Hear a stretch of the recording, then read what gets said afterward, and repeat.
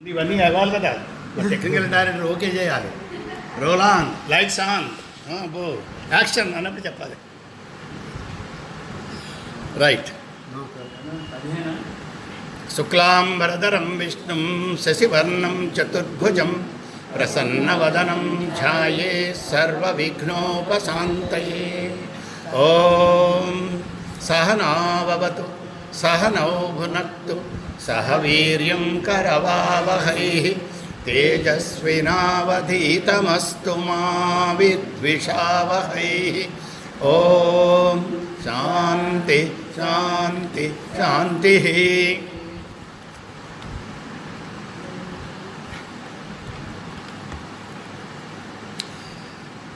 మనం నిన్న ఏం చెప్పుకున్నామంటే,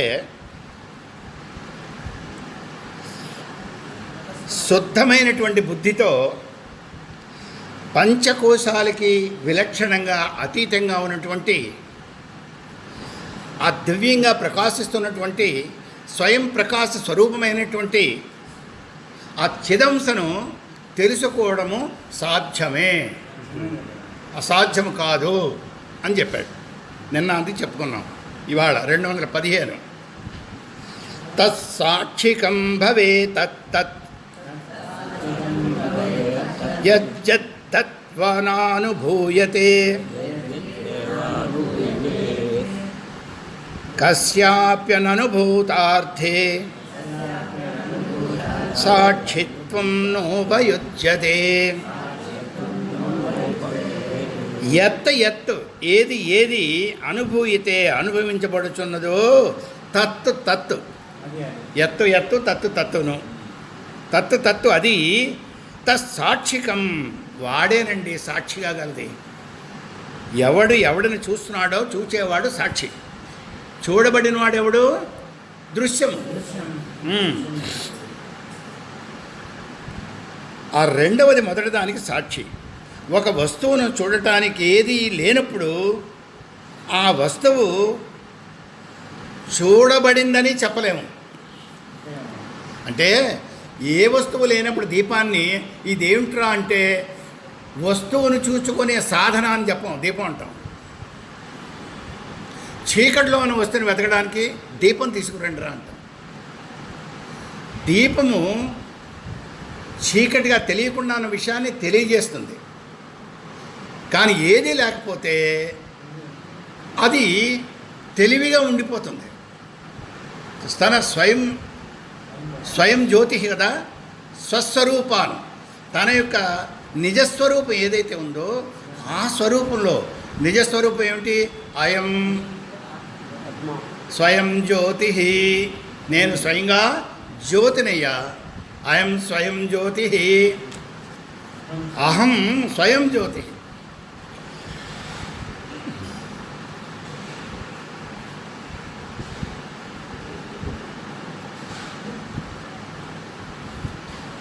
ఇంకా ఇప్పుడు సాధకుడు అంటే మనమందరం ఇలా అనుకోవచ్చు. ఏమని? సర్వభూతాలను సాక్షిగా చూస్తున్న చైతన్యమైన నేనే సాక్షిని. అసలు సాక్షి చైతన్యం ఎవడండి? శుద్ధ చైతన్యం. వాడి సంగతి వీడికి తెలియలేదు. వీడే వాడు అనుకుంటున్నాడు. అనుకొని నేనే నిజమైన నేను అనుకుంటున్నాడు. అనుకొని శరీర బుద్ధులతో తాదాత్మ్యం చెందిపోయి ఆ బుద్ధిలోని మనస్సులోని జరుగుతున్న వికారాలన్నీ చూస్తూ, శరీరంలో జరుగుతున్నటువంటి పరిణామాలన్నింటినీ చూస్తూ వీటన్నిటికీ సాక్షిగా ఉన్నవాడిని నేనే. అంటే అక్కడ చిదాత్మ సాక్షి అన్నాం కదా, నేను ఇక్కడ సాక్షినే. ఇక్కడ ఇలా అనుకునేవాడు ఎవడండి? అహం వృత్తి, జీవుడు. అహం వృత్తి, అహంకారం. వాడు నేను సాక్షి అనుకుంటున్నాడు. మన సాక్షి చైతన్యం వేరుగా ఉందంటే నోనో నేనే అది అంటున్నాడు.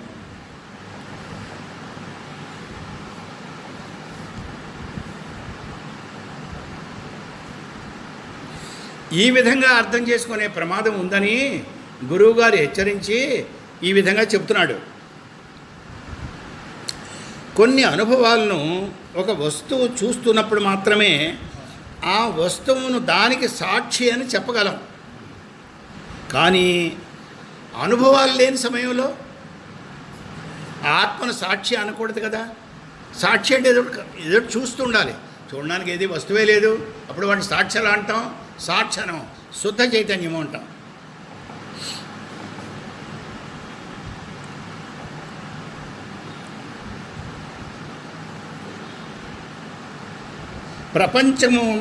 ప్రపంచంతో సంబంధము ఉన్నప్పుడు, ప్రపంచంతో సంబంధం పెట్టుకున్నప్పుడు ఎలా పెట్టుకుంటాడండి?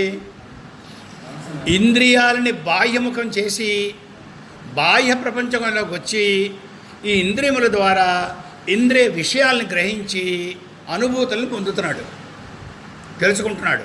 అప్పుడు ఏమయ్యాడు వీడు? బాహ్య ప్రపంచకానికి, బాహ్య ప్రపంచంలో ఉన్న ఇంద్రియ విషయాలకి సాక్షి అయ్యాడు వీడు. అది ఇక్కడ చెప్తున్నాడు.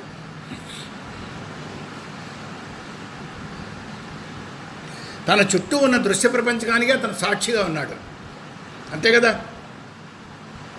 కానీ అన్ని దృశ్యాలు అదృశ్యమైనప్పుడు, దృశ్య ప్రపంచమే లేనప్పుడు, అన్ని కోశాలు నిరసించినప్పుడు, ఏ ఉపాధి లేనప్పుడు, ఉపాధి రహితుడిగా ఉన్నప్పుడు, అప్పుడు నీ సాక్షిత్వము, నీ డిజిగ్నేషను ఉండదు, ఉండడానికి వీల్లేదు. లేదు, నీ డిజిగ్నేషన్ మారిపోయింది. నువ్వు సాక్షి చైతన్యాన్ని కాదు, అప్పుడు శుద్ధ చైతన్యాన్ని, శుద్ధ చైతన్యాన్ని.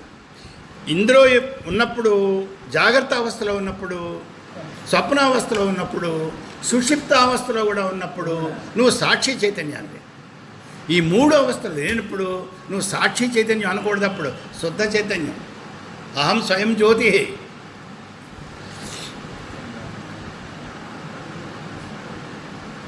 అంటే దృశ్యాలు ఉన్నప్పుడు ఏది ద్రష్టగా ఉందో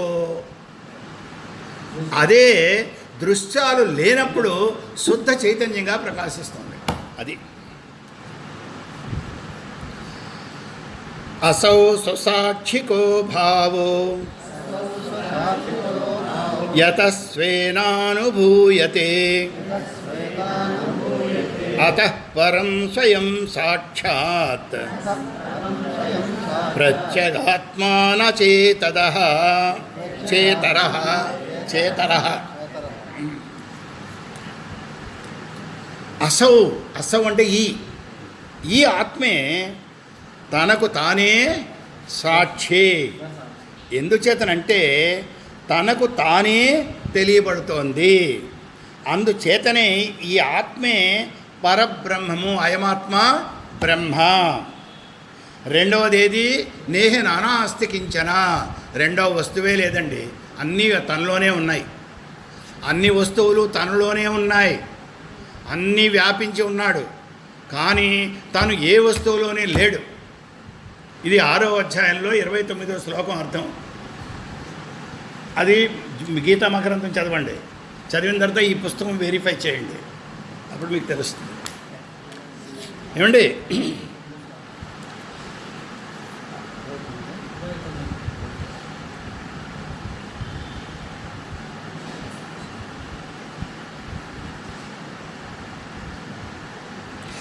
బాహ్య అంతరాల్లో, బాహ్యంలోని అంతరంలోని స్ఫురించే దృశ్య ప్రవాహం. ఆ దృశ్యాలన్నీ కూడా దృశ్యాలు, భావాలు, అభావాలు. భావం లేకుండా కూడా ఏంట్రా ఇవాళ నాకు ఏం ఆలోచన రాలేదురా, ఆలోచన నాకు రాలేదు అన్నది కూడా నువ్వు తెలుసుకుంటున్నావు. అది ఆలోచన తెలుసుకుంటున్నావు, నాకు ఆలోచన తట్టలేదు అని కూడా నువ్వే తెలుసుకుంటున్నావు. అప్పుడు మాత్రమే అది దృక్కు. అలా చూస్తున్నప్పుడే తను దృక్కు, ద్రష్ట లేక సాక్షి. దృక్కు, ద్రష్ట, సాక్షి. ఆ సమయంలోనే దాన్ని సాక్షి అంటారు. ఈ సంబంధం లేకపోతే దీన్ని సాక్షి అనడానికి వీల్లేదు. శుద్ధ చైతన్యం, నిరంజన, దేనితోనే సంబంధం లేదు.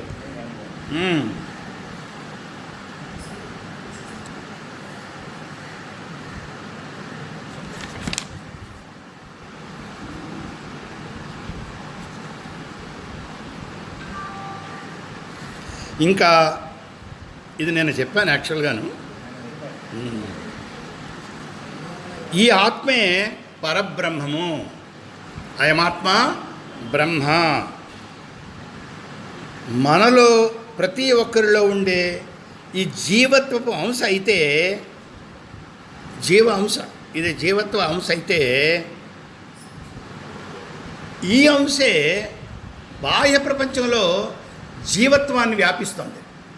ఇక్కడ నేను ఉండడం బట్టి ఇది నేను ఇక్కడే ఉండలేదు, ప్రపంచం అంతా వ్యాపించిపోయి ఉన్నాను. జీవభావం ఎక్కడ లేదు, జీవభావం ప్రతివాడు జీవుడే.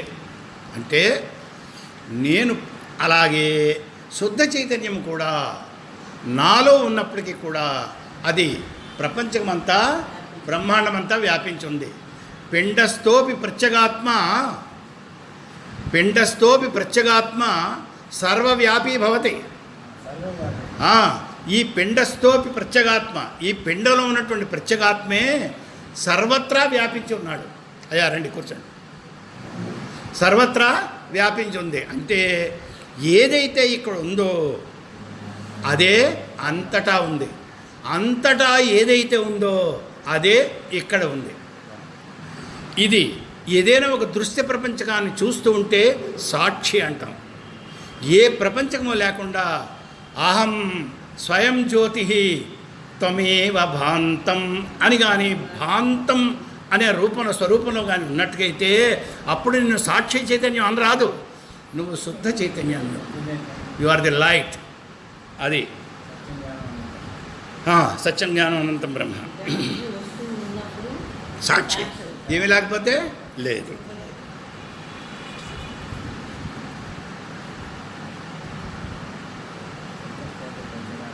ఇంకా నాలో ఉండే ఆత్మే సర్వత్రా బ్రహ్మంగా ఉంది అని తెలుసుకోవడానికి మళ్ళీ వేరే సాధన చేయక్కర్లేదు.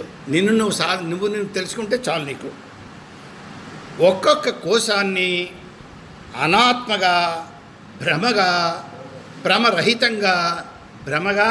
భ్రమరహితంగా గుర్తిస్తూ నేను నా ఆత్మవైపు జరుగుతున్న కొద్ది దృశ్య ప్రపంచము తరిగిపోతూ ఆత్మను సమీపించిన క్షణములో ఈ దృశ్య ప్రపంచము అదృశ్యం అయిపోతుంది, త్రిపుటి నశిస్తుంది.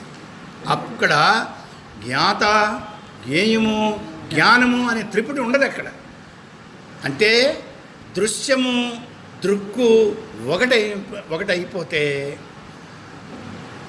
అభిధానము, అభిధేయము ఒకటైపోతే అప్పుడు ఉన్నదేమిటి? శుద్ధ చైతన్యమే. అక్కడ ద్వైతం లేదు, ఆద్వయం. అక్కడ ఏముంది? ఆద్వయం.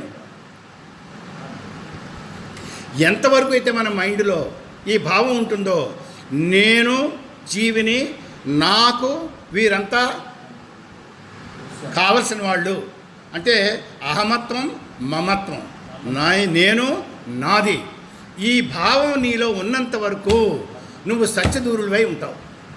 నువ్వు సత్యాన్ని గ్రహించలేవు, నీ స్వరూపాన్ని నువ్వు తెలుసుకోలేవు.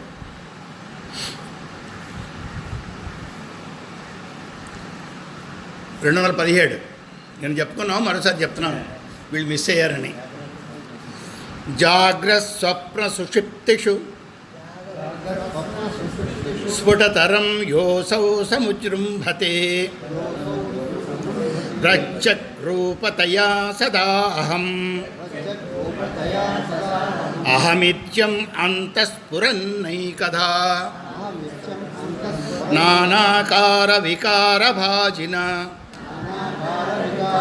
ఇమాన్ పశ్యన్నహం ధీముఖాన్ నిత్యానందచిదాత్మనా స్ఫురతి తం విద్ధి స్వమేతం హృది. జాగ్రత్త, స్వప్న, సుషుప్తి అవస్థల్లో ఏది స్పష్టంగా తానుగా వ్యక్తమవుతోందో, అంతరంగంలో ఏది ఎల్లప్పుడూ నేను నేను అహం అహం అహం అనే స్ఫురణ కలుగుతోందో, అనేక విధాలుగా అది స్ఫురిస్తోందో, నీకు ఏది నీ మనోబుద్ధుల్లో జరిగే వికారాలకి, పరిణామాలకి, భావాలకి, అభావాలకి సాక్షిగా ఉందో,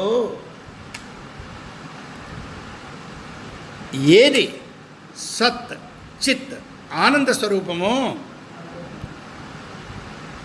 అట్టి ఆత్మను నీ హృదయంలోనే నీ ఆత్మగానే నీవుగానే గుర్తించవలెను. అదండి వాడు ఎవడండి? సత్తు. సత్ అంటే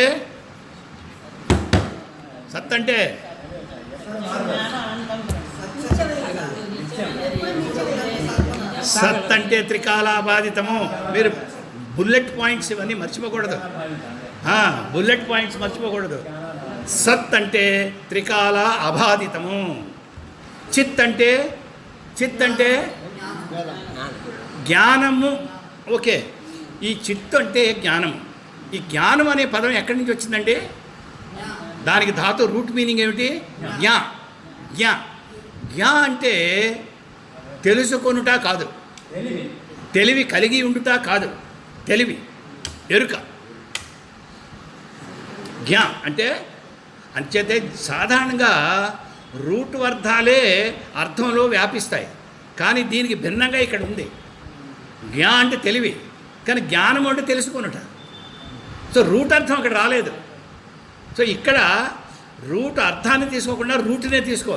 జ్ఞా తెలివి. ఎటిమలాజికల్ మీనింగ్ ఆఫ్ జ్ఞా, ఎటిమలాజీ అది. అంతే. చిత్ ఆనందము. ఆనందం అంటే విపశ్చిత ఆనందం, బ్రహ్మానందం, విషయానందం కాదు. విపశ్చిత ఆనందం అంటే ఏ కారణము లేకుండా ఆనందంగా ఉండడం, కారణరహిత ఆనంద స్వరూపం. నా సుఖానికి ఏదైనా కారణం ఉంటుంది, కానీ ఇక్కడ సుఖానికి కారణం ఉండదు. అది దాన్ని బ్రహ్మానందం అంటారు. ఒకవేళ కారణం చేత నీకు ఏమైనా సుఖం కలిగితే అది విషయానందం అయింది, బ్రహ్మానందం కాదు.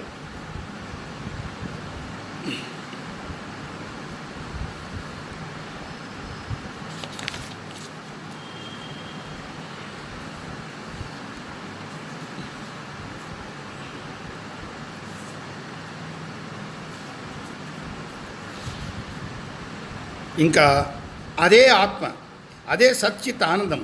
దీనిని ఎవరి హృదయంలో వారు గుర్తించాలి. ఎలాగయ్యా? ఘటోదకే బింబితమర్క బింబం అలోక్య మూఢో రవిమేవ మన్యతే తథా చిదాభాసముపాధి సంస్థం భ్రాంత్యా అహమిత్యేవ జడోభిమన్యతే. మూఢ తెలివి లేనివాడు. మూఢుడు అంటే మోహింపబడినవాడు. మోహం అంటే లేనిది ఉన్నట్టుగా ఉన్నది లేనట్టుగా భావించేవాడు. ఘటోదకే కడవలో ఉన్న జలం ప్రతిఫలించిన అక్కబింబం, సూర్యబింబం. ఇప్పుడు ఏమిటున్నాయండి? నేను చెప్పుకున్నాం. ఘటం, ఘటంలో జలం, జలంలో ప్రతిబింబం. ఇక్కడ ఏమున్నాయి? శరీరము, సూక్ష్మ శరీరము, జీవభావము. సూక్ష్మ శరీరం జలం, స్థూల శరీరం కుండ, జీవభావం ప్రతిబింబం, చిదాభాసుడు.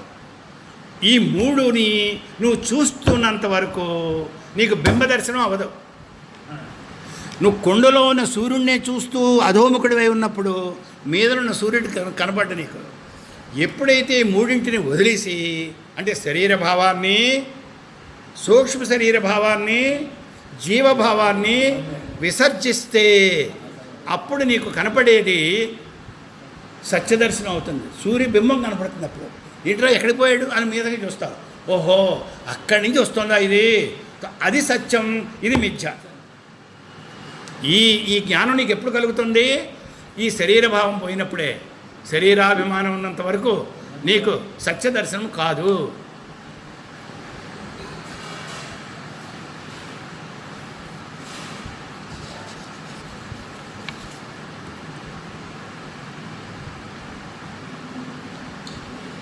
తెలివైన వాడు ఏం చేస్తాడండి? కుండని, నీటిని, అందులో సూర్యబింబాన్ని వదిలేసి స్వయం ప్రకాశమైన సూర్యునే చూస్తాడు. ఇది అంతవరకు నేను చెప్పుకున్నామండి. ఇప్పుడు రండి, అరగంట పట్టిందా? సింహావలోకనం అయిపోయిందండి. ఓయ్, మళ్ళా చేయలేదనకండి. సింహావలోకనం అయిపోయింది. రండి ఇక్కడికి. ఇవి 3 శ్లోకాలు ఒకే విధంగా చెప్పాడండి.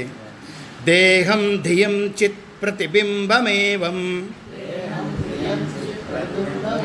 విసృజ్య బుద్ధౌ నిహితం గుహాయాం ద్రష్టారమాత్మానమఖండబోధం సర్వప్రకాశం సదసద్విలక్షణం నిత్యం విభుం సర్వగతం సుసూక్ష్మం అంతర్బహిత్ శూన్యం అనన్యమాత్మనః విజ్ఞాయ సమ్యక్ నిజరూపమేతత్ పుమాన్ విపాప్నా విరజో విమృత్యుః విశోక ఆనందఘనో విపశ్చిత్ స్వయం కుతశ్చిన్న బిభేతి కశ్చిత్ నా అన్యోస్తి పంథా భవబంధముక్తేః వినా స్వతత్వావగమం ముముక్షో. అదరగొట్టేసాడండి. చాలా మంచి శ్లోకాలు చెప్తా, జాగ్రత్తగా వినండి.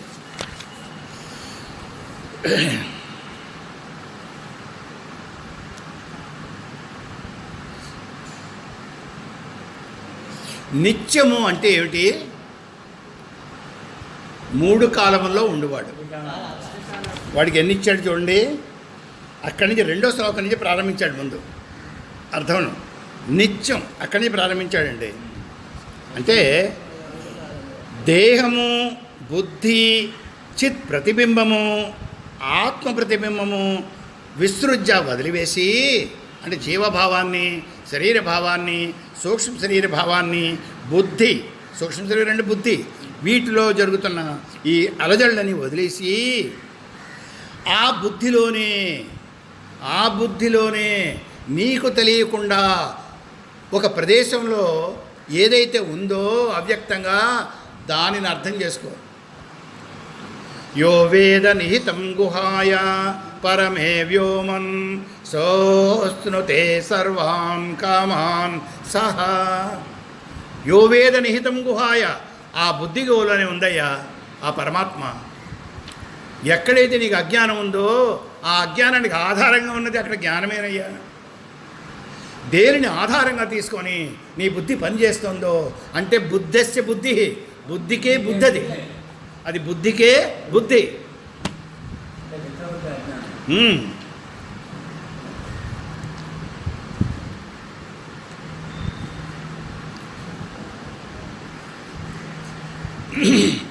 ఇంకా వాడెవడయ్యా?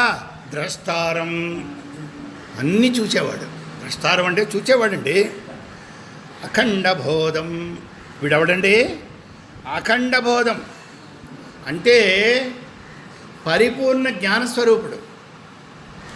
ఖండము, అఖండము. ఖండము అంటే పరిచ్ఛిన్న జ్ఞానం, కంపార్ట్మెంటల్ జ్ఞానం, డిపార్ట్మెంటల్ నాలెడ్జ్, హోల్సమ్ నాలెడ్జ్ కాదు. హోల్సమ్ నాలెడ్జ్ కాదు. సో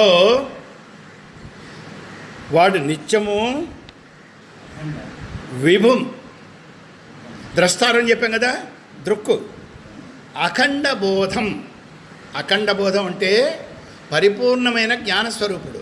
ఈ అఖండము అంటే, ఖండము అంటే అర్థం ఏంటంటే పరిచ్ఛిన్నత్వము, అపరిచ్ఛిన్నత్వము. దితి అదితి.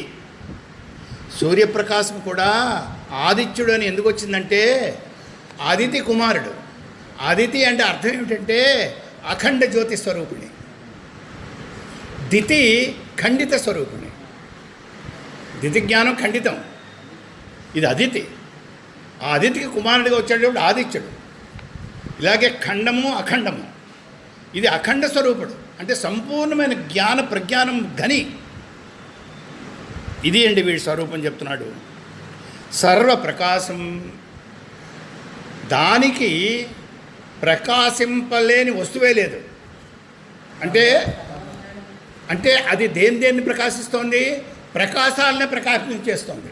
ప్రకాశాలనే ప్రకాశింపజేస్తోంది.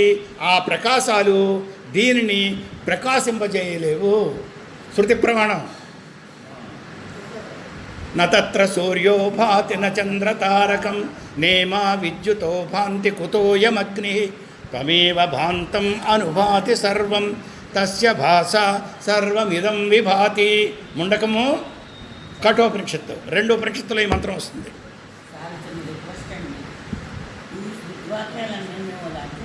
రాసుకోండి బట్టి పెట్టండి.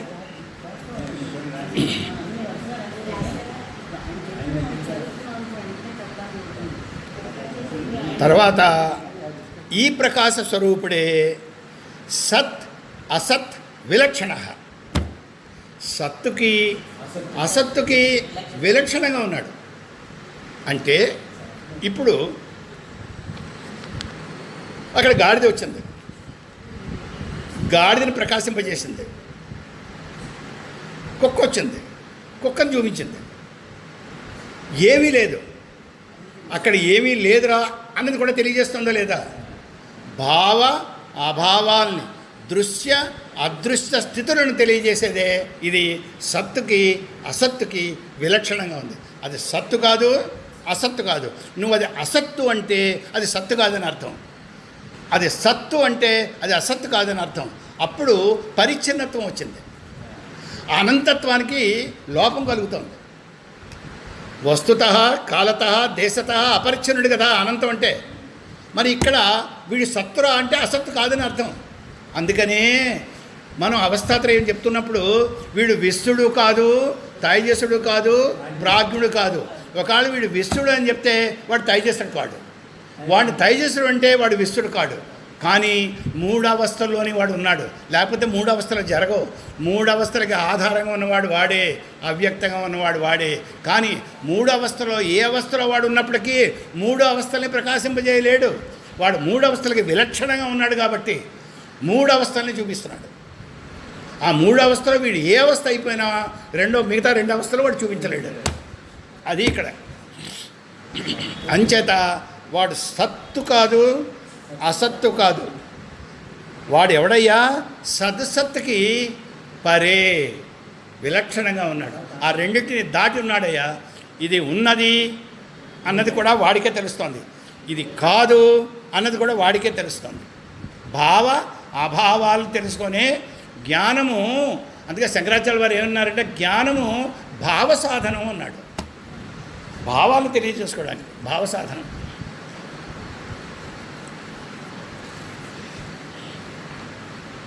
శరీరము, మనస్సు, బుద్ధి అనే మూడింటి నుంచి దృష్టిని మరలిస్తే అప్పుడు సూర్యుడు దాన్ని తెలుస్తాడు ఆత్మ. అక్క వీడెవడండి? నిత్యం అని చెప్పుకున్నాం. విభు శబ్దానికి సర్వవ్యాపకుడు అని చెప్పాలి అర్థం. విభువు ప్రభువు అని రెండు ఉన్నాయి. విభుడు ప్రభువు. ప్రభువు అంటే ఒక రాజ్యానికి రాజు, ఒక పరిమితమైనటువంటి ప్రదేశానికి అధిపతి. వాడు ప్రభువు అండి. దేనికండి? ఏ దేశానికండి వాడు ప్రభువు? అది విభువు చక్రవర్తి. విభు ప్రభువులందరూ వాడి కింద పనిచేస్తుంటారు. సర్వవ్యాపకం వాడు విభు శబ్దంతో వాడతారు. సర్వగతం ఇదండి అయ్యా, ఇది సర్వగతం అంటే అన్ని ప్రాణుల్లోని వాడు ఉన్నాడు, అన్ని ప్రాణుల్లోని వ్యాపించి ఉన్నాడు. అది సర్వగతం అంటే. మరి సమస్తము వ్యాపించి ఉన్నాడు అన్నప్పుడు ఆ సమస్తములో సర్వములో జీవులు ఉన్నారా లేదా? ఉన్నారు కదా. అంటే ప్రతి జీవులో ఉన్నవాడు ఎవడు? వాడే. శృతి ప్రమాణం. దానికి శృతి ప్రమాణం ఏమిటి? ఏకో దేవ సర్వభూతేషు గూఢ సర్వాంతర్యామి కర్మాధ్యక్ష సాక్షి చేత కేవలో నిర్గుణశ్చ. శ్వేతాసుతరోపనిషత్తు. మీరు మర్చిపోతేలాగా మీరు హోంవర్క్ చేయకుండా వచ్చేస్తున్నారు.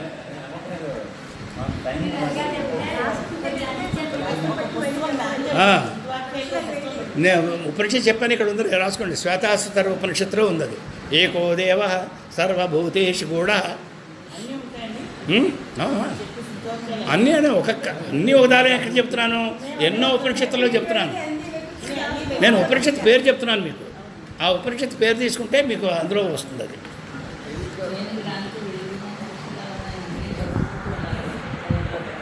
ఏమండి నెక్స్ట్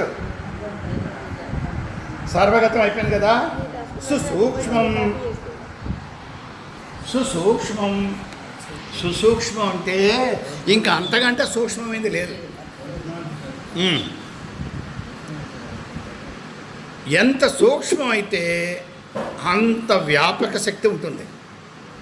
సైంటిస్టులకు తెలుసు.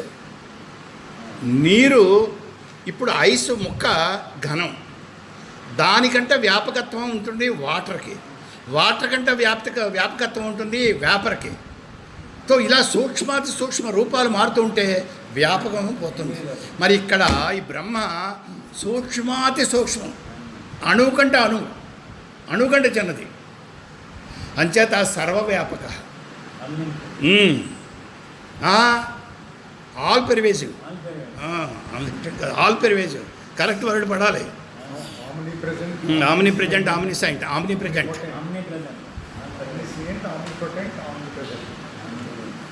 ఏమండి ఇంకా బాహ్య అభ్యంతర భావములు లేనివాడు. ఏమిటండి వీడికి బాహ్యము అంతరము అని లేదు. ఎంచేత లేదు? ఓకే చూడండి, ఇప్పుడు కుండతో వెళ్ళామండి, కాశీ వెళ్ళాం, గంగాజలం తెచ్చుకోవాలి. మన రాగి పాత్ర మనం తీసుకున్నాం, సుభద్రమ్మ గారిని అడిగి ఆ రాగి చెంబు పట్టుకొని వెళ్ళాం. వెళ్ళి ఆ రాగి చెంబుని గంగాజలంలో ముంచాం. ముంచకముందు గంగ ఎక్కడుంది? బాహ్యంలో ఉంది. ముంచి ముంత మీదకి తీస్తే బాహ్యంలో ఉంది, లోపనే ఉంది. ముంచి ముంత లోపనే ఉంటే అంతటా అదే ఉంది. అప్పుడు బాహ్యము అంతరమని ఎక్కడుందండి? లేదు. ఈ బాహ్యము అంతరము ఆత్మ ఎలా చెప్తున్నారంటే ఉపాధిత్వాత్, ఉపాధి రీత్యా, ఉపాధి ఉండడం బట్టి. ఇప్పుడు మహాకాశము మఠాకాశము. మఠాకాశం అంటే ఇది లైబ్రరీలో ఉన్న ఆకాశం, అది మహాకాశం. రెండు ఆకాశాలు ఉన్నాయా? లేదు. మహాకాశమే మనం మఠాకాశంగా అర్థం చేసుకుంటున్నాం. ఇంచేత మధ్యలో గోడ వచ్చింది కాబట్టి. ఈ గోడను కానీ తీసేస్తే అప్పుడు మఠాకాశం ఉండదు, మహాకాశమే ఉంటుంది. అలాగే సర్వవ్యాపకమైనటువంటి ఆత్మే ఉన్నది. ఈ ఉపాధి రావడం వల్ల ఉపాధి లోపున ఉపాధి బయట అని చెప్పుకుంటున్నాం. వాయువే అంతటా వ్యాపించింది. అదే వాయువు మనలోకి ప్రవేశించినప్పుడు ఉచ్ఛ్వాస నిశ్వాస రూపంలోకి వెళుతూ ఉన్నప్పుడు దానిని ప్రాణము అన్నారు. ఈ ఉపాధి పోతే అది వాయువే. అది ఇక్కడ బాహ్యము అంతరం అన్నది ఉపాధిని దృష్ట్యా, ఇది రిలేటివ్ టర్మ్. ఇంకా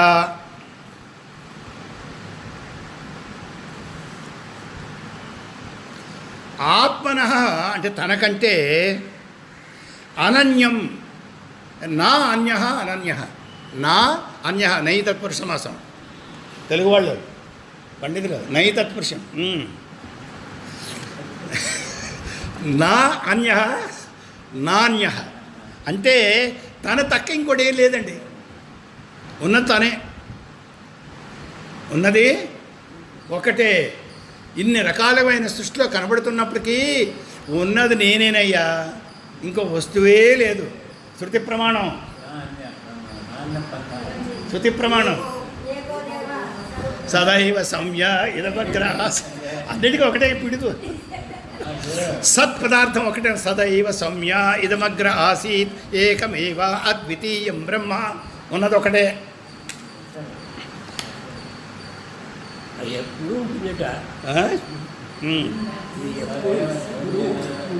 ఏమండి ఈ ఏతత్, ఈ నిజరూపాన్ని, ఈ సంపూర్ణమైన జ్ఞానస్వరూపాన్ని సమ్యక్, బాగుగా అంటే కంప్లీట్గా, హోల్సమ్గా, ఎగ్జాస్టివ్లీ, ఇంటెన్సివ్లీ నువ్వు బాగా దాన్ని స్టడీ చేస్తే మైక్రోస్కోపిక్ స్టడీ చేయాలి, మ్యాక్రోస్కోపిక్ కాదు. చేస్తే అప్పుడు విజ్ఞేయ, ఈ పుమాన్, ఈ ఎవడో వీడు నీకు అర్థం అవుతుందయ్యా.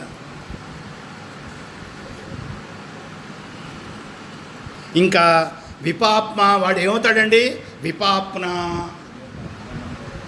వి అన్నది అక్కడ నెగిటివ్ విసర్గ.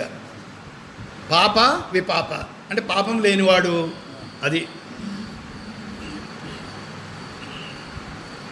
ఏమండి? పాపం అంటే ఏమిటండి? ఎప్పుడు చేస్తాం మనం పాపం? ఏ గుణ ప్రధానంగా ఉన్నప్పుడు మనం పాపం చేస్తాం? తమో గుణం. పాపాలు చేసేది తమో గుణం, కర్మలు చేసేది రజోగుణం. సో పాపం తమో గుణ రహితం అవుతుంది మీకు. ఒకటి ఏమిటంటే పాపరహితుడు అవుతాడంటే తమో గుణం ఉండదు. విరజ, రజోగుణం పోతుంది. అది విపాప్న విరజ. ఏమండి? విమృత్యు. ఇక విరజ అంటే ఏమిటి తెలుసండి? అక్కడ ఏ మలినము లేనివాడు, ఇంకొకటి ఏది లేనివాడు. ఇప్పుడు శుద్ధము ఉందండి, శుద్ధము అశుద్ధం ఎప్పుడవుతుంది? ఎప్పుడవుతుంది? ఒక వస్తువుగా ఉన్నప్పుడు అది శుద్ధం, ఒక వస్తువులోకి ఇంకో వస్తువు కలిసినప్పుడు అది అశుద్ధం. Very simple. మీరు ఒళ్ళు కడుక్కొని బయటకు వచ్చినప్పుడు బాగుంది, చెమట పడితే అశుద్ధం.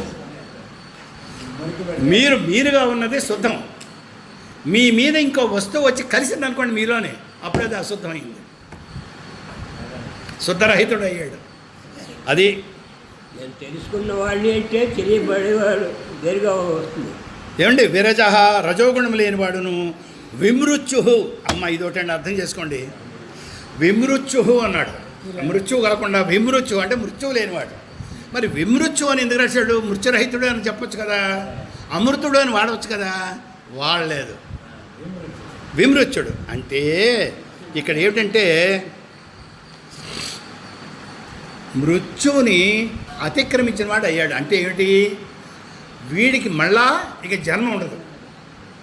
ఎప్పుడైతే నువ్వు తెలుసుకున్నావో ఈ చిదాత్మని, అది నేనే అని, వాడికి ఇంకో జన్మ ఉండదు.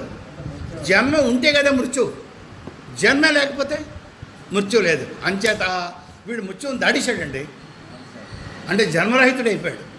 అది మృత్యుంజయుడు. ఇంకా విశోక, వీడెవడండి? దుఃఖరహితస్థుడు. ఎప్పుడు దుఃఖం ఉండదు వాడికి.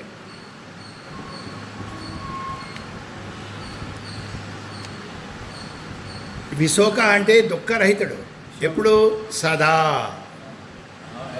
సదా, ఎల్లప్పుడూ, సదా, సర్వదా, అన్ని చోట్ల, అన్ని వేళలా, అన్ని చోట్ల. అది సదా సర్వదా. అంతేగాని డైనింగ్ హాల్లోనే హ్యాపీగా ఉంటాను, నా బెడ్రూమ్లోకి వెళ్ళి నేను ఏడుస్తానంటే కాదు. అక్కడ ఆనందంగానే ఉండాలి, ఇక్కడ ఆనందంగా ఉండాలి. నీకు వంకాయ కూర పెట్టినా దొండకాయ కూర పెట్టినా ఒకే ఆనందం తినాలి. ప్రసాద రూపేణ, ప్రసాద భావం. అప్పుడు మీకు డైనింగ్ హాల్లో గొడవలు ఉండవు. ఏమండి?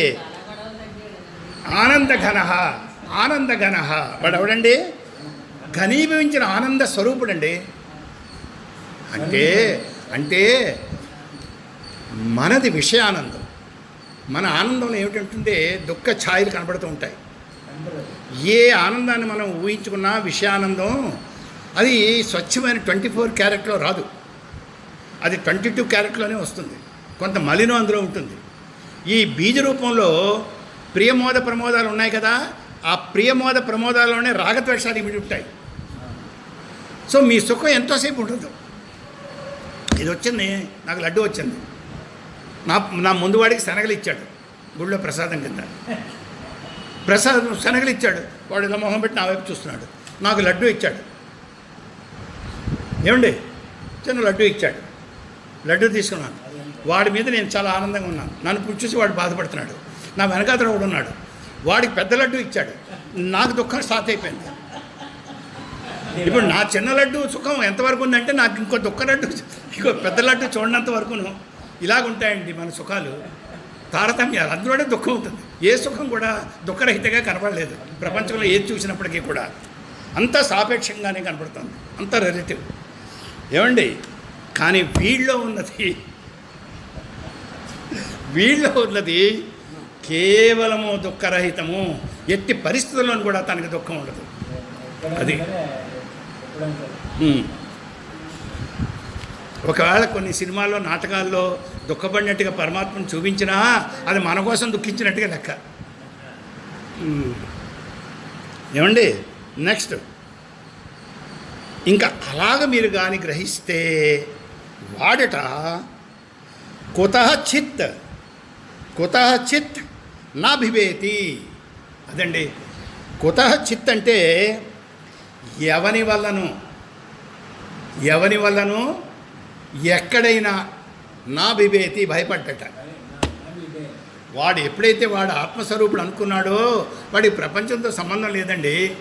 ఇప్పుడు ప్రైమ్ మినిస్టర్ నరేంద్ర మోదీ అయ్యాడు, లేదా జగపతి బాబు అయ్యాడు, లేదా చంద్రబాబు నాయుడు అయ్యాడు, రమణ మహర్షికి ఏం కావాలండి? మీరు ఆ స్థితిలోకి వెళ్ళిన తర్వాత ఈ ప్రపంచం దీంతో ఈ దేశంతో వాడికి ఏం సంబంధం లేదు. అతను దేశాతీతుడు. అంచేది ఒక ప్రాంతానికి కట్టుబడలేదు వాడు. ప్రాంతాతీతుడు, దేశాతీతుడు, కాలాతీతుడు, కరెక్ట్, జగదాతీతుడు. జగత్తుని అది అధిగమించేశాడు. ఆ స్థితిలో ఉన్నప్పుడు ఇక నువ్వు ఎవరి చేత భయపడతావయ్యా? ఎవరు నేను భయపెట్టేది? ఏమండి, అయితే అన్నీ నువ్వే అయిపోయావు. భయం నీకు ఎప్పుడు వస్తుంది తెలిసినా? భయం ఎప్పుడు వస్తుంది తెలిసినా? ఎత్ర ద్వైతం తత్ర భయం భవతి. చెప్తా, ఎత్ర ద్వైతం తత్ర భయం భవతి. ఏమండి, నాకు ఎగ్జాంపుల్ ఇవ్వన్నారు అంటే వితౌట్ రెఫరెన్స్ సరదాగా కోట్ చేస్తున్నాను, అంటే సరదాగా చెప్పుకోవడానికి. ఇప్పుడు నేను సింగిల్ రూమ్లో ఉన్నానండి, చాలా హ్యాపీగా ఉన్నానండి. ఈ లోపల ఎవరినో ఇంకోటి తీసుకొచ్చి పెట్టారండి. ఇంక అవేళ నుంచి నా దుఃఖాలు స్టార్ట్ అయిపోయాయి. ద్వైతం భవతి కదా, ద్వైతం రాకపోతే నా భయం భవతి.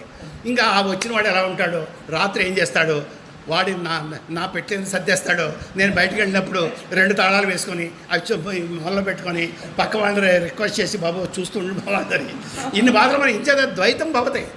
అదే నువ్వు ఒక్కడ ఉన్నప్పుడు నీకు భయం లేదు, అదే రూమ్లో ఉంటున్నావు కానీ నీకు భయం లేదు. నీ భయం ఎప్పుడు వచ్చింది? ద్వైతం. ఎత్ర ద్వైతం తత్ర భయం భవతి. అదే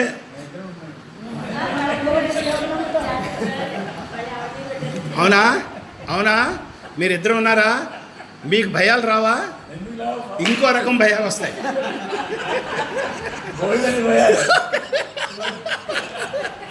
అచ్చత పంచాంగం ఇప్పకుండా ఓకే ఓకే. అచ్చా, నెక్స్ట్ ఏమిటంటే ఇదే విధంగా కశ్చిత్ నా భయపైతే ముముక్షో మోక్షేచ్ఛ గలవాడు. మోక్షేచ్ఛ, ముక్తుం ఇచ్ఛా ముముక్షు. ఎవడండి ముముక్షు? ముక్తుం ఇచ్ఛా, మోక్షాన్ని కోరేవాడు.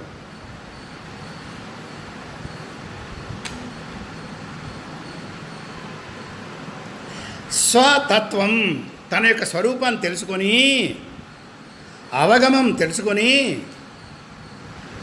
భవబంధముక్తే, భవబంధాలకి అతీతంగా ఉంటాడండి. భవబంధము అంటే భవము అంటే సంసారం. ఇంకా సంసార బంధాలు ఉండవు. సంసారం అనే తాళ్ళు, సంసారము బంధము, సంసారం బంధం, ఈ రెండింటికి పుట్టిన వాళ్ళు బాంధవ్యులు. సంసారము ఉపాదాన కారణం, బంధం నిమిత్త కారణం. వీళ్ళిద్దరూ తల్లిదండ్రులు అయ్యారు దేనికి? నీ బంధువులకి. సో బంధాలతో బంధింపబడిన వాళ్ళే బాంధవ్యులు. సో బాంధవ్యులు ఎక్కడ ఎంతమంది ఎక్కువ ఉంటే అంత నువ్వు సత్యానికి దూరంగా ఉంటావు. వచ్చిందా? అక్కడ పెట్టు. ఇక్కడ పెట్టి పక్కన పెట్టి మేము సర్దుకుంటాం తర్వాత.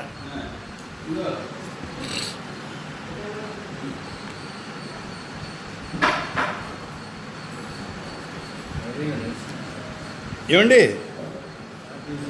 ఇదే విధంగా శరీరాన్ని, బుద్ధిని, అందులోని చిత్ ప్రతిబింబాన్ని విడిచిపెట్టి కొండని, జలాన్ని, ప్రతిబింబాన్ని వదిలేసి హృద్గుహలోని, నీ హృదయ గుహలో బోధ రూపంలో ఉన్నది అంటే జ్ఞాన రూపంలో ఉన్నది సర్వకారణము.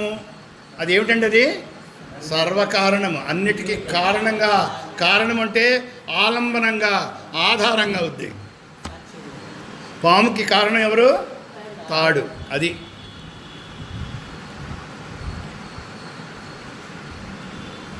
అతి సూక్ష్మము, ఏకమైన సాక్షిని గుర్తించు. నువ్వు ఎప్పుడైతే గుర్తిస్తావో వారు పాపము నుండి విముక్తులవుతారు. జనన మరణాల నుండి, బాధల నుండి ముక్తిని పొంది ఆనంద స్వరూపులు అవుతారు. అప్పుడు అది విషయానందం కాదు, బ్రహ్మానందం. ముక్తిని కోరేవారికి భవబంధాలను వదులుకోవాలి. కొంచెం కష్టంగా ఉంది కదా, కొంచెం డిఫికల్ట్గా ఉంది.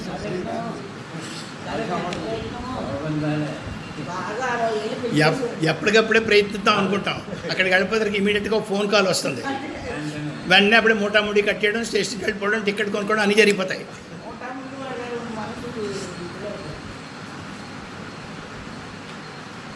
కానీ అవి ఎంత సీరియస్గా మనం తీసుకోవడానికి ట్రై చేయాలి. ఇప్పుడు చూడండి, మీకు ఇప్పుడు చెప్తున్నానా, నా పరిస్థితి చెప్తాను నేను. ఇవాళ మా ఆవిడ మాసికం, ఇవాళ ఏమొచ్చి గాల్ బ్లాడర్ ఏమొచ్చి మా ఆవిడకి ఆపరేషను అమెరికాలో ఈజ్ కార్డియాలజిస్ట్. మా రెండో అబ్బాయికి ఏమొచ్చి ఎన్జిఓ కేర్ హాస్పిటల్ వైజాగ్లో. ఓకే, ఇవి జరుగుతూ ఉంటాయి. దానికోసం మనం ఎందుకు విచలితం అయిపోవడం? ఎంజియోప్లాస్టీ ఏదో బ్లాకెట్ ఉందని. సో ఇవన్నీ వస్తూ ఉంటాయి. దానికి ఊరికే విచలిత అయిపోయి ఇంకా అక్కడి నుంచి ఏడుపులు, రాగాలు, బొబ్బర్లు పెట్టేసి మనకి ఏం చేస్తాం? అప్పారాటమే కానీ బాగా బతికేది లేదు.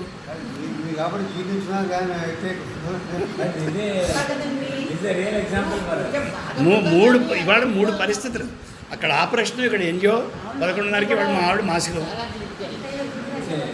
ఇవాళ రోజునే పోయింది. సో ఏంటంటే ఎగ్జాంపుల్ కాదు, గుండె రాయి చేసుకోవాలి. మీకు మోక్షం కావాలి, నాకు ఈ జన్మ వద్దు బాబు, ఈ కష్టాన్ని నేను మళ్ళా వద్దు అన్నప్పుడు మీ మొత్తం అరేక కథం ముందు వెళ్తున్న ప్రతి అడుగు కూడా ఆ విధంగా స్ట్రక్చర్ చేసుకోవాలి. You have to tailor your life. Okay, so next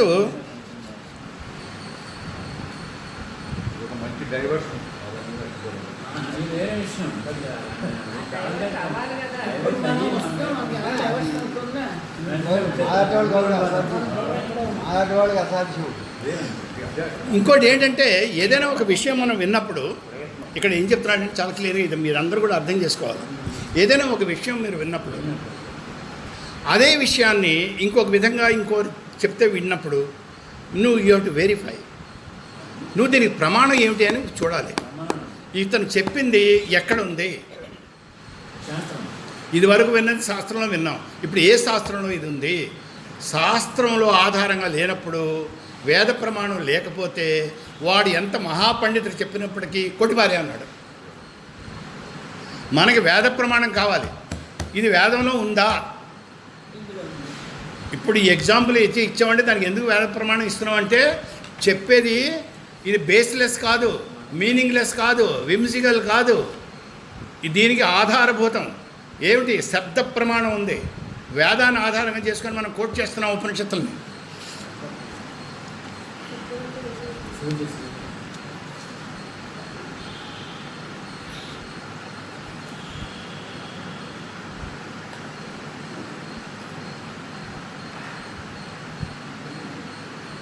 అదండి వాసనలు.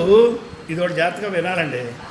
వాసనలు మంచివైనా చెడ్డవైనా అవి నీకు బంధాలే.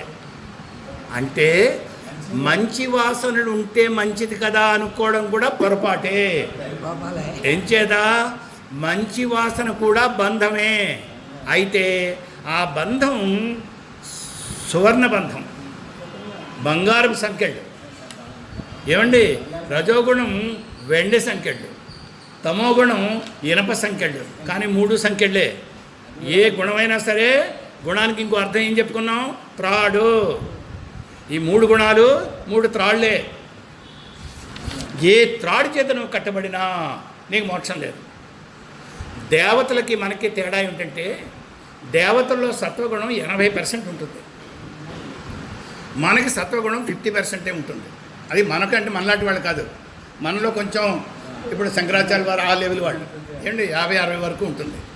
దేవతల్లో 80% ఉంటుంది సత్వగుణం. అందుకని వాళ్ళు దివ్య స్వరూపులు అయ్యారు. కానీ వాళ్ళు సత్యదూరులే, వాళ్ళకి మోక్షం లేదు. అందులో మనకున్న అవకాశాలు కూడా దేవతలకు లేవు. ఎంచేత అది భోగభూమి, కర్మభూమి కాదు. వాళ్ళు కర్మలు చేసి వాళ్ళని వాళ్ళు ఉద్ధరించుకోలేరు. మళ్ళీ ఉద్ధరించుకోవాలంటే మళ్ళీ కిందకి రావాల్సిందే, మానవ జన్మ ఎత్తవలసిందే. ఈ బ్యాలెన్స్లోకి వచ్చి మానవ జన్మ ఎత్తిన తర్వాత ఇక్కడ కర్మ చేసి నువ్వు ఉద్ధరింపబడతావు. అక్కడేమో ఊరికి అనుభవించడమే. డబ్బు ఇక్కడ సంపాదించి బొంబాయి వెళ్ళి 5 స్టార్ హోటల్లో ఎంజాయ్ చేసినట్టుగా. ఆ డబ్బు అయిపోయిన వెంటనే క్షీణే పుణ్యే మధ్యలోకే విసంతి, మళ్ళీ తిరిగి వచ్చేస్తాం. తన్ని పంపించేస్తారు బయటికి. చౌకీదార్ అంటాడు, వెంటనే ఈడ్చేస్తారు డబ్బు అయిపోయిన వెంటనే. ఏమండి, నేను సో అన్న వాళ్ళు అక్కర్లేదు, వాళ్ళకి డబ్బుతోనే ముఖ్యం. చెప్పే కదా, బంగారు కొట్టు వాడికి హనుమంతుడు తోకైతేనే, రాముడు బాణం అయితేనే. వాడికి బంగారంలో చూస్తాడు విలువ ఎంత ఉందని. వాడికి బంగారం విలువ ఎంత చూస్తాడు, బంగారంలోకి ఎన్ని క్యారెట్లు బంగారం చూస్తాడు. అంతేగాని వీడిది రాముడు బాణం అండి, ఇది హనుమంతుడు తోకండి, వాడికి ఏం సంబంధం లేదు. రెండింటికి బంగారమే విలువ తప్ప రూపాలకి లేదు.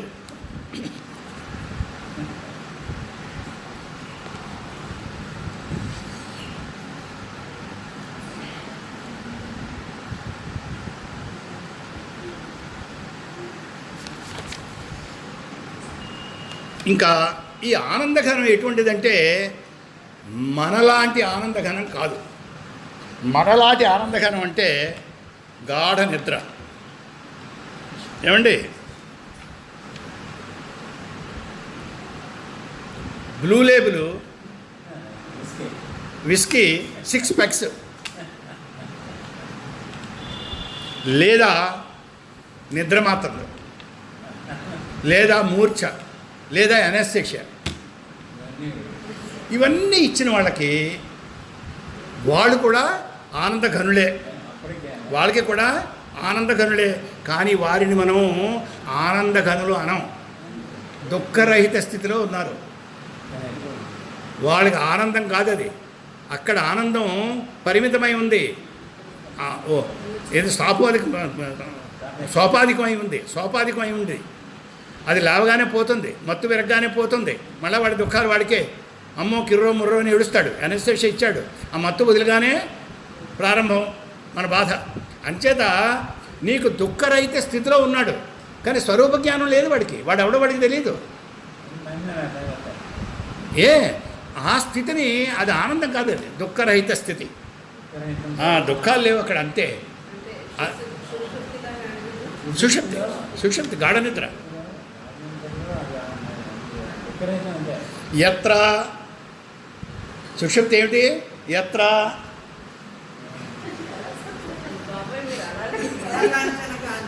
ఎగ్జాక్ట్లీ న కంచన స్వప్నం పశ్యతి. యత్ర న కంచన వేరుతాడు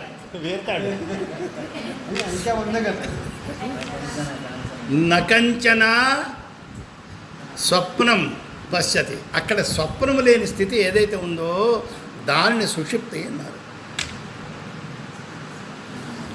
నకంచన కామ్యం కామయతే నకంచన స్వప్నం పశ్యతి. ఎక్కడైతే ఏ కోరికలు ఉండవో, ఎక్కడైతే స్వప్నము కూడా ఉండదో ఆ స్థితిని సుషుప్తి అన్నారు.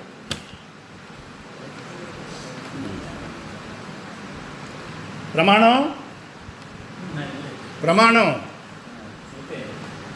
మొన్నే చెప్పుకున్నాం, మాండుకోపనిషత్తు.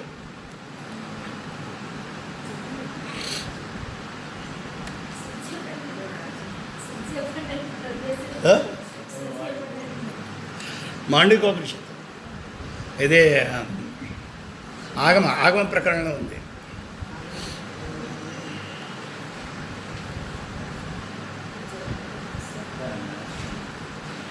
ఇంకా సంసార బంధం నుండి ముక్తిని పొందడానికి, ఆత్మను తెలుసుకోవడానికి ఇంకొక మార్గం లేదు.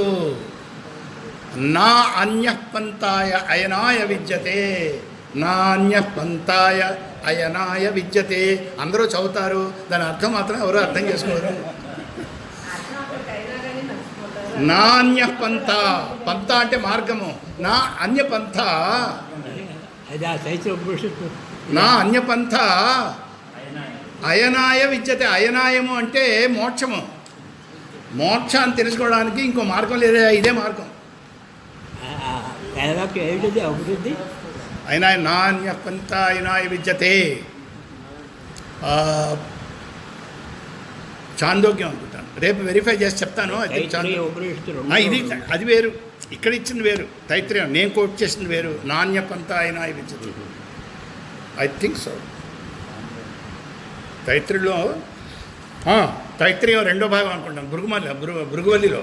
భృగువల్లి. తైత్రయం ప్రథమవల్లి అయితే శిక్షావల్లి, రెండులో రెండంటే భృగువల్లిలో బ్రహ్మాభిన్నత్వ విజ్ఞానం భవమోక్షస్య కారణం ఏనాద్వితీయమానందం బ్రహ్మ సంపద్యతే బుధైః.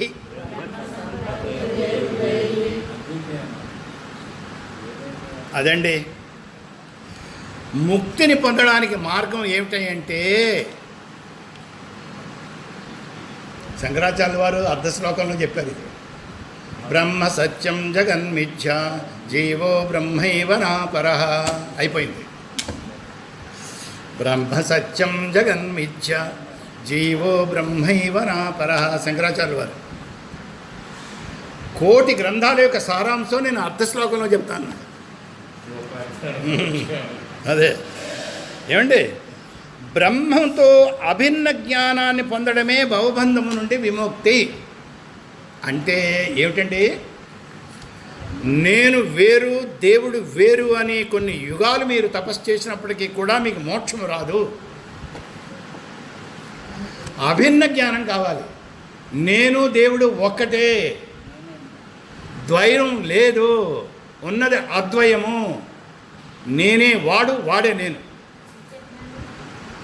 అయమాత్మా బ్రహ్మ, అహం బ్రహ్మాస్మి.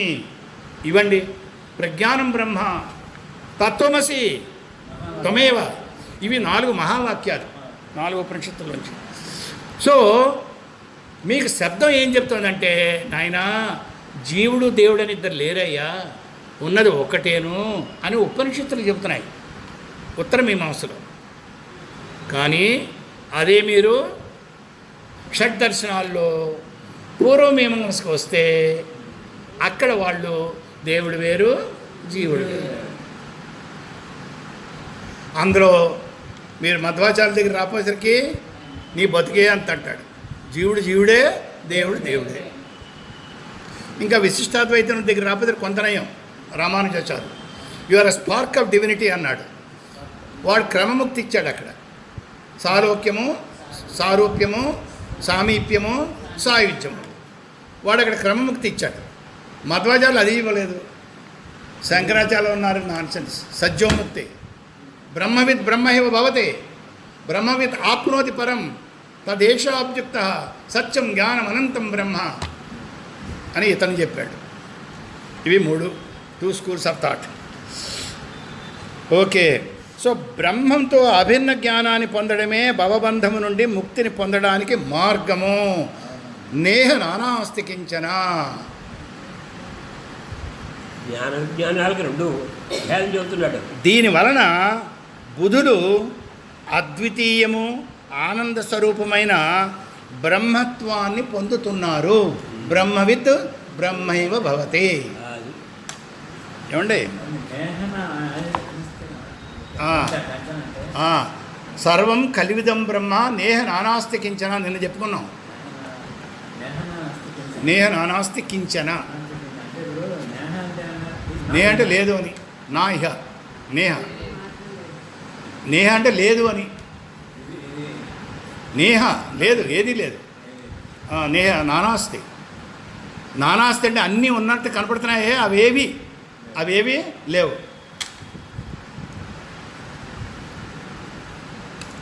ఏమండి, ఇక్కడ మీకు పరోక్షము, జ్ఞానం, ప్రత్యక్షము, ప్రత్యక్షం, అపరోక్షము, ఈ మూడు చెప్తున్నాడు. జాగ్రత్తగా వినండి. పుస్తక జ్ఞానము జ్ఞానము అనబడుతుంది. పుస్తక జ్ఞానము. ఇంకా పూర్ణమైన ప్రత్యక్ష జ్ఞానము నీ అంత నువ్వు చదువుకొని గురువుముఖంగా తెలుసుకుంటావే, ఇది అంటే నీ అంత నువ్వు తెలుసుకున్నది. దాన్ని ప్రత్యక్ష విజ్ఞానము. అది ఒక రకమైన జ్ఞానము కాదు, అనేకమైనటువంటి విజ్ఞానము. అంటే వస్తు భేదాల్లో ఉన్నటువంటి ప్రతి జ్ఞానం కూడా నీకు లభిస్తుంది. ఎప్పుడూ ప్రత్యక్షంగా నీ కళ్ళతో నువ్వు చూసినప్పుడు, నీ ఇంద్రియాల ద్వారా విషయ జ్ఞానాలు నీకు వస్తున్నాయి కదా. శబ్ద స్పర్శ రూప రసగంధాత్మకమైనటువంటి ఈ ప్రపంచంలో ఇంద్రియ విషయాల వల్ల జన్యమైనటువంటి ఆనందాలు సుఖాలు మీకు కలుగుతున్నాయి కదా. అవన్నీ నువ్వు తెలుసుకుంటున్నావు కదా, అది జ్ఞానము. అది ఏ జ్ఞానం అండి? విజ్ఞానము. అపరోక్ష జ్ఞానము అంటే, పరోక్ష జ్ఞానం అంటే నేను చెబుతున్నాను మీరు వింటున్నారు, ఇది పరోక్ష జ్ఞానం. నేను చెబుతున్నాను మీరు వింటున్నారు, ఇది పరోక్ష జ్ఞానం. ప్రత్యక్ష జ్ఞానం అంటే మీ అంత మీరే చూసి తెలుసుకున్నది. ఏమండి, ఈ బ్రహ్మజ్ఞానం అన్నది నా ప్రత్యక్ష నా పరోక్ష. పుస్తక జ్ఞానం కూడా పరోక్షము కాదు, ప్రత్యక్షము కాదు, అపరోక్షము. ఆ రెండు కానిది. దీన్ని అపరోక్ష జ్ఞానము అంటారు. అంటే దీనికి అనుభూతిలో నీకు కలిగేది ఇది పరోక్ష జ్ఞానం. అంటే సింపుల్లీ నీకు చెప్పాలంటే థియరిటికల్ అప్లైడ్. ఇదేమొచ్చి నువ్వు అనుభూతిలోకి తీసుకున్నావు, అప్లైడ్. ఇది ఎప్పుడైతే అప్లై చేసావో నీ మీద నీకు కలిగిన ఆనందం ఏది ఉందో అది అనుభూతి. దాని అపరోక్ష జ్ఞానము అంటారు.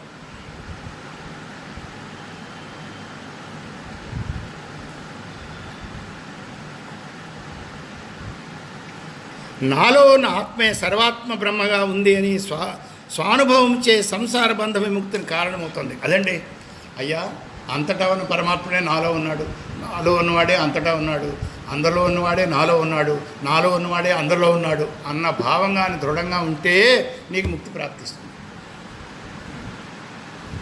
అనుమానంగా ఉందా? ఎంత కష్టపడి జీవాత్మభావం పరమాత్మలో ఐక్యం. ఏమండి, ఇంకా జీవాత్మభావం తీసుకెళ్ళి పరమాత్మలో ఐక్యం. అదండి, ఈ పదాలను చాలా జాగ్రత్తగా అర్థం చేసుకోవాలి. ఏమండి, పుస్తకాలు అలాగే రాస్తారు. పుస్తకాలు మనంత మనం చదివితే దాని భావాలు అలాగే తెలుస్తాయి. అంటే ఏమిటి? గుడుగుడు జీవాత్మ గుడుగుడు ఇక్కడి నుంచి ప్రారంభిస్తాడు, ఆత్మ ఇక్కడి నుంచి కలిసిపోతాడు. ఇందులో ఇది ఐక్యమైపోయాను. అంటే గోదావరి నది సముద్రంలో ఐక్యమైపోయినట్టుగా ఇలాగైందా? కాదు. ఇక్కడ ఎలాగంటే ఐక్యం చెందడం అంటే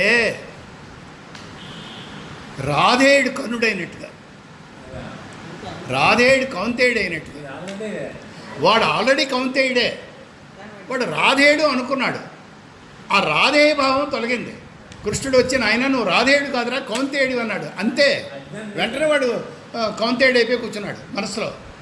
అంచేది వాడు బాణం వేస్తున్నప్పుడల్లా వాడు గుర్తొచ్చేది, నేను కౌంతేయుడిని, వీడిని చంపకూడదు, నేను ఒక్క అర్జునుడిని చంపుతాను, మిగతా వాళ్ళని చంపను. అక్కడ అమ్మ భావాలు ప్రతిజ్ఞలు ఇవన్నీ జ్ఞాపకం వచ్చేస్తున్నాయి. ఎందుకు వస్తున్నాయి? వాడు కౌంతేయుడని భావం వచ్చేసింది వాడు. అంచేత రాధేయ భావం ఇక్కడ, కౌంతేయ భావం అక్కడ. ఇద్దరు పాట పాడుకుంటూ డ్యూయెట్టు, ఇద్దరు కలుసుకొని వాళ్ళిద్దరూ ఏకం అయిపోలేదు.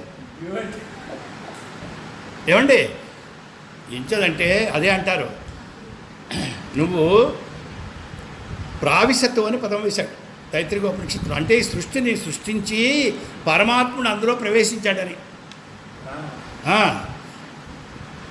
అదే సోకామయత ఏకోహం బహుశ్యామా ప్రజాయేయ అని సృష్ట్వా ప్రావసతి, అందులో ప్రవేశించాడు అని. ఈ పూర్వపక్షి ఉంది కదా అక్కడ, ఈ ద్వైతులు వాళ్ళు ఊరుకుంటారు అద్వైతాన్ని. ఏమండి అంటే మీరు ఒక ఇల్లు కట్టుకొని అందులో గృహప్రవేశం అయినట్టుగా అంటే వాళ్ళు చూసి అవునన్నా అనుకోండి, గృహం వేరు ప్రవేశించేవాడు వేరు పట్టుకున్నారు ద్వైతం. అంటే నా శంకరాచార్య గారు దొరుకుతారా? అతను అన్నాడు, పిచ్చివాడా, ఇక్కడ ప్రవేశితం అనే పదానికి ఏం చెప్పుకోవాలంటే నీ కల్లో నువ్వు ప్రవేశించినట్టుగా. నీ కళను ఎవరు సృష్టించుకున్నారండి? నేనేనండి. అందులో ఎవరు ప్రవేశించారండి? నేనే ప్రవేశించానండి. కల్లో ఇంకెవరైనా ఉన్నారండి? లేరండి. మరి అక్కడ ఇల్లు ఎవరండి? నేనేనండి. అందులో వెళ్ళిన వాడు ఎవడండి? అది నేనేనండి. అంతే. అక్కడ ప్రావిస్తుంది ఇక్కడ రెండు కలుసుకోవడం అంటే రెండు విడిపోతాయి మళ్ళాను. ఎప్పుడైతే కలుసుకొనుట అనే శబ్దం వచ్చిందో విడిపోవుట అనేది కూడా వస్తుంది. మిత్రుడు అన్న శబ్దం వచ్చిందంటే పక్కన శత్రువు అని వస్తుంది. అంతేదా ఇది కలిసిపోవడాలు కొట్టివేతలు కాదు, ఇది కలయడం కాదు, ఆల్రెడీ ఉంది. జ్ఞాతవ్యం నటు కర్తవ్యం. తెలుసుకోవడమే, నువ్వెవరో నువ్వు తెలుసుకోవడమే. ఇదంతా అంచేతే కర్మకాండ లేదు ఇక్కడ. ఇక్కడ కేవలం కూడా బ్రెయిన్, నీ భావంలోనే ఆ మార్పులు తెచ్చుకోవాలి. నేను ఎవరిని అన్నది కోహం అన్న దానికి సమాధానం నువ్వే వెతకాలి. అది నీ బుద్ధికోలోనే ఉంది, అక్కడే పట్టుకోవాలి.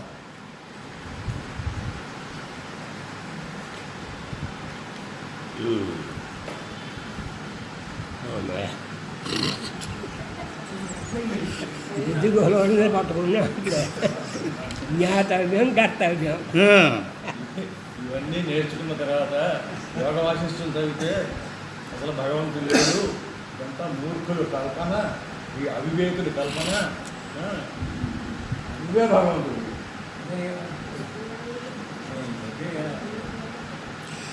మనలో ప్రతి ఒక్కరిలో ఉండే జీవమే బ్రహ్మము. ఈ జీవభావమే బ్రహ్మము. పాము ఎక్కడుందండి? తాడులో. తాడు ఎక్కడుందండి? పాములో లేదు. అది ఏమండి? జగత్ ఎక్కడుందండి? జగదీశ్వరులో ఉంది. జగదీశ్వరుడు ఎక్కడున్నాడండి? జగత్తులో లేడు. కొండ ఎక్కడుందండి? మన్నులో ఉంది. మన్ను ఎక్కడుందండి? కొండలో లేదు. కొండ మన్నులో లేదు. మరి కొండలో ఉన్నదంతా మన్నే. ఏమండి? కెరటం ఎక్కడుందండి? సముద్రంలో. సముద్రం ఎక్కడుందండి? లేదు. అంత పెద్ద సముద్రం అపరిచ్ఛిన్నుడు పరిచ్ఛిన్నంలో ఉండలేడు. అలాగే పరమాత్మ, జీవాత్మ పరమాత్మ, పరమాత్మ జీవాత్మ కాదు. కరెక్ట్ కరెక్ట్ కరెక్ట్ కరెక్ట్ కదా. వానంతా చినుకులో రాలేదు, కానీ చినుకు వానలోనే ఉంది. వాన చినుకు కాదు, చినుకు వానే. Correct, good example. ఆ విధంగా మీరు భావిస్తూ ఉండాలి, కొత్త ఎగ్జాంపుల్స్ గుర్తించాలి.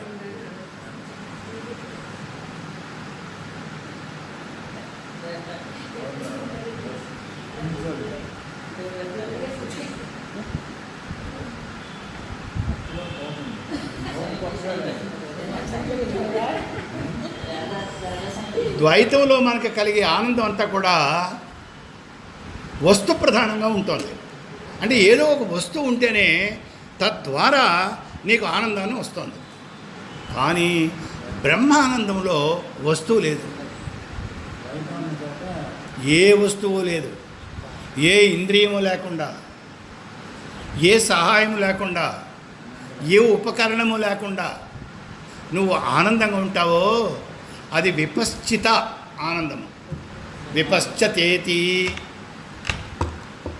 ఎక్కడ వచ్చింది? విపశ్చితేతి ఆ పదం తైత్రీయంలో వచ్చింది కదా.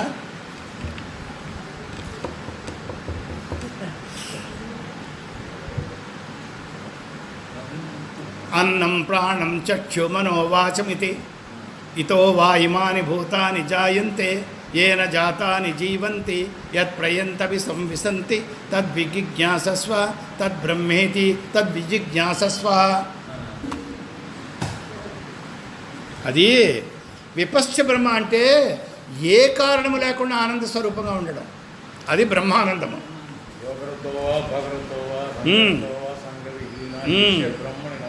అది అది అది బ్రహ్మానందం. ఏమి ఉండదు. అయ్యా ఇదండి సంగతి. విపశ్య బ్రహ్మ గురించి చెప్పుకున్నాం కదా. ఇప్పుడు ముందుకు రండి.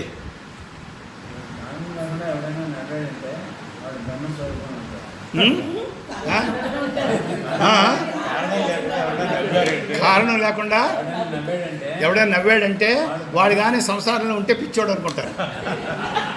వాడి సంసార భావం లేకుండా జీవభావం లేకుండా నవ్వుకుంటే వాడు చిన్మయుడు అంటారు. చిన్మయుడు వేరు, ఈ నవ్వులు వాటి ఈ వెకిలి నవ్వులు, వెకిలి అంటే అది. అది లక్ష్మణ్ అంతటి వాడే రామదర్బార్లో నవ్వుతే నానా పాటలు పడ్డారు జనం అక్కడ. వీడు ఎందుకు నవ్వాడు? ఎవరి మట్టికి వాళ్ళే విశ్లేషణ. రాముడు ఇదేమిటి లంకలో ఉన్న సీతను మేము ఎలుకుంటున్నానని నన్ను చూసి నవ్వాడా? ఎవరి మట్టికి వాళ్ళే. రాముడు కూడా అనుమానం వచ్చింది. అప్పుడు రాముడు కోపం అడిగేస్తాడు.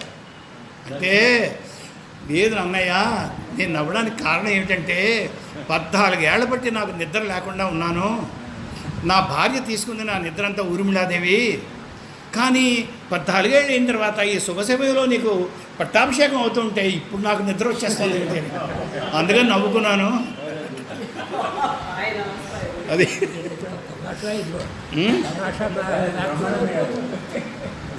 ద్వారా మీరు విజ్ఞానం నమ్మకంగా కలుగుతున్నారు. ఇతరులను ఈ విషయంలో గట్టిగా నమ్మిస్తున్నారు మమ్మల్ని విజ్ఞానం. కానీ విజ్ఞానం మనలో విజ్ఞానం లేదు. నమ్మించగలుగుతుంది అంతే, కానీ నిలబడకుండా ఉంది. బ్రహ్మభూతస్థు సంసృత్యై విద్వాన్నావర్తతే పునః విజ్ఞాతవ్యమతః సమ్యక్ బ్రహ్మాభిన్నత్వమాత్మనః. బ్రహ్మభూతం ఇది ఏమిటండి? ఇది బ్రహ్మభూతం, వస్తుభూతం కాదు. ఇది బ్రహ్మభూతం. వస్తుభూతం అంటే ఇంకో వస్తువు ఉండడం. ఇది బ్రహ్మ తప్ప ఇంకేం లేదు అక్కడ. సంసారమును పునః తిరిగి నా వర్తతే రాడు. ఈ బ్రహ్మాన్ని తెలుసుకున్నవాడు, ఈ బ్రహ్మభూతానుభూతి పొందినవాడు మళ్ళా మన సంసారంలోకి తిరిగి రాడు. బ్రహ్మత్వాన్ని అనుభవాన్ని పొందినవాడు మరల తిరిగి ఈ సంసారంలోకి ఎన్నడూ రాడు. కాబట్టి విజ్ఞులైన వారు ప్రయత్నించి ఈ బ్రహ్మ అభిన్న జ్ఞానాన్ని పొందాలయ్యా. బ్రహ్మాభిన్న జ్ఞానం, సవర్ణ దీర్ఘసంధి.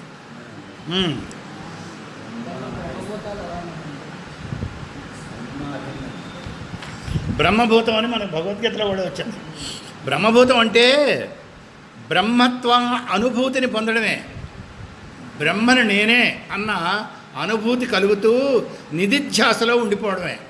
అది బ్రహ్మభూతం అంటారు. అంటే ఇంకో వస్తువు లేదు అక్కడ. ఒక వస్తువు మీద నువ్వు ధ్యానం చేయలేదు, నీ మీదే నువ్వు ధ్యానం చేస్తున్నావు. బ్రహ్మభూతం అక్కడ. బ్రహ్మే నీకు వస్తువుగా ఉంది అక్కడ.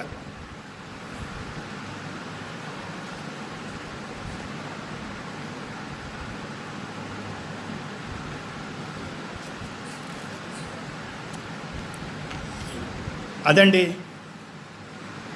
ఒకసారి నీలో జీవభావం కలిగినప్పుడు, నువ్వు పరమాత్మలోంచి వచ్చినప్పటికీ నీకు జీవభావం ప్రత్యేకంగా కలగడం వల్ల నువ్వు బ్రహ్మకి భిన్నంగా ఉన్నవాడివని అనుకుంటూ ఉన్నప్పుడు నీకు సత్యదూరులైపోయి ఉన్నారు.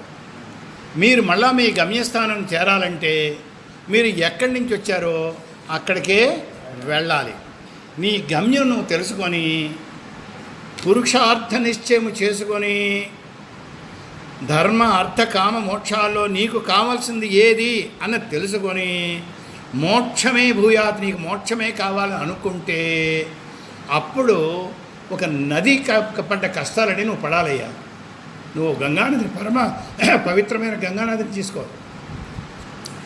ఎక్కడో అక్కడ పుట్టింది, గోముఖంలో పుట్టింది, చిన్న కన్నంలోంచి బయటకు వచ్చింది.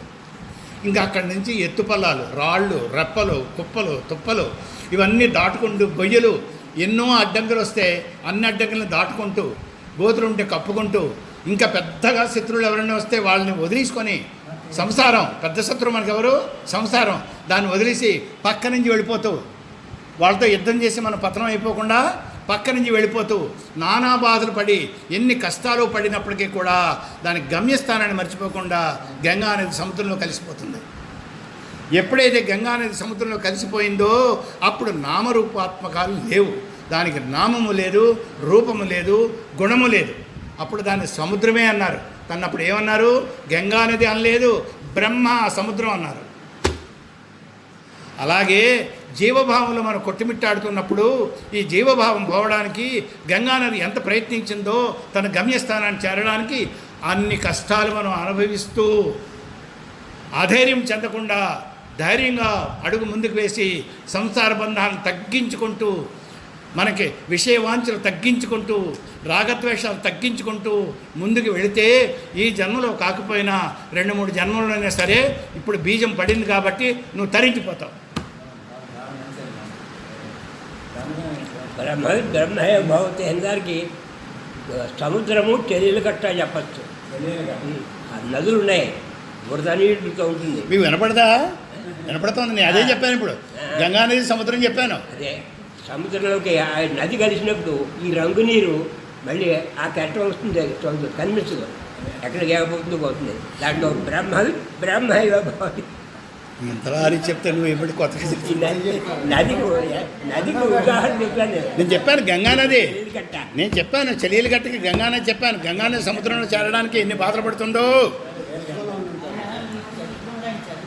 మీరు. నేను చెబుతున్నప్పుడు మీరు చదువుతున్నారు అంటే నేను చెప్పింది బుర్రకెక్కదు, అక్కడ చదివి మీకు అర్థం అవుతుంది. ఇది బాధ మీకు. ఇంకా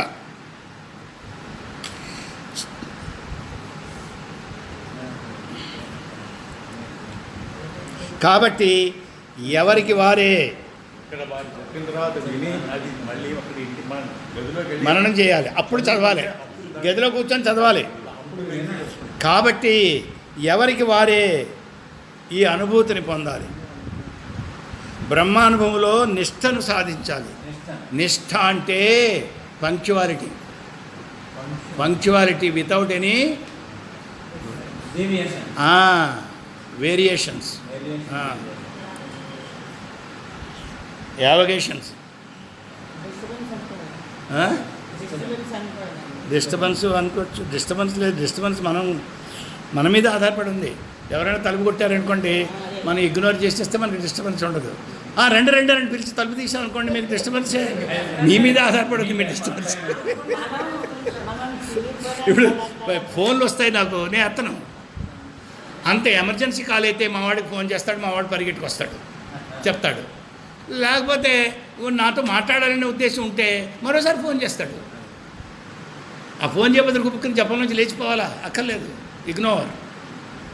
ఇవన్నీ కొన్ని రెస్ట్రిక్షన్స్, సెల్ఫ్ ఇంపోజ్డ్ రెస్ట్రిక్షన్స్. అలా కాదు, ఇవన్నీ నేర్చుకోవాలి. మనం కొన్ని మన చేతిలోనే ఉన్నాయి. అవి మనం ఓకే. ఇప్పుడు మనం ఊరికే విపరీతంగా మనం ప్రపంచాన్ని చూసి భయపడిపోతుంటే మనకు భయం. నాకు ప్రపంచంతో సంబంధం లేదు, ప్రపంచంతో నాకు బంధం లేదు. ఓకే, ఉన్ననాళ్ళు బతుకుతాం, ఏదొస్తే అది ఇస్తాం. ప్రారంధం పుష్యతి వపోహో, నా ప్రారంధమే నాకు భోజనం పెడుతుంది. అంటే దాని గురించి నేను చింతించక్కర్లేదు. ఏదొస్తే స్వీకరించు.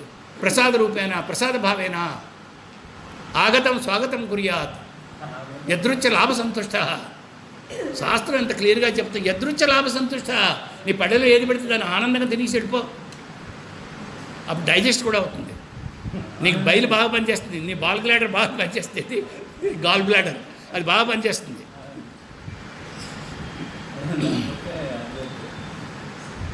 ఇక్కడ ఆపకపోతే తిట్టకుండా శర్మగారు దెబ్బలాడతారు. ఇన్ని శ్లోకాలు చెప్పేశారా అని. పూర్ణమద పూర్ణమిదం పూర్ణాత్ పూర్ణముదచ్యతే పూర్ణస్య పూర్ణమాదాయ పూర్ణమేవా అవశిష్యతే. ఓం శాంతి శాంతి శాంతి. మీరు అయ్యా ఇంక పంపించి వచ్చాం శర్మగారికి. అన్నీ పంపించండి. ఇవాళ నిన్న పంపించండి. నేను చాలా బాగా వచ్చిందండి. I'm happy. నేను రికార్డింగ్ చాలా బాగుంది.